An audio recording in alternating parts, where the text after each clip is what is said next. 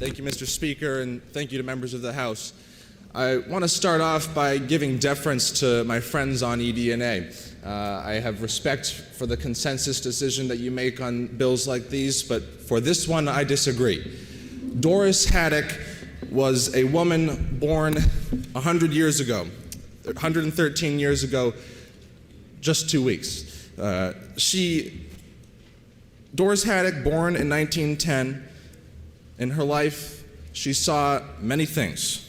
Booms and busts of the economy, a Great Depression, social upheaval, assassinations, some of the greatest music and most exciting moments in human history.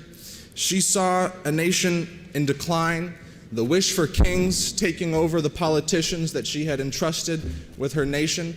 And to try and oppose that fact, she stood up and did everything she could. As a teenager, she was an environmentalist, hanging herself to trees to try and stop the forestation of our forests. And as an old woman, she walked 3,200 miles across this country to try and stop campaign finance reform from happening in the form of Citizens United. She stood up every day to make sure that people across this country knew that our country was being bought out and sold by billionaires and corporations who did not care about us nor our country. And Doris Haddock, not a politician, not a person who was partisan in it by any means, tried to get all of us to recognize that fact, tried to get all of us to recognize that no matter what side you're on, left or right, our country is being bought and sold by corporations who do not care about us. I think Doris Haddock is exactly the kind of citizen we should be honoring here in this state. I think someone who stood up for what they believe in, whether or not you agreed with everything she said, someone who walked 3,200 miles to try and get people to focus on an issue of campaign finance reform. That is exactly the type of citizen that we should be honoring in this body.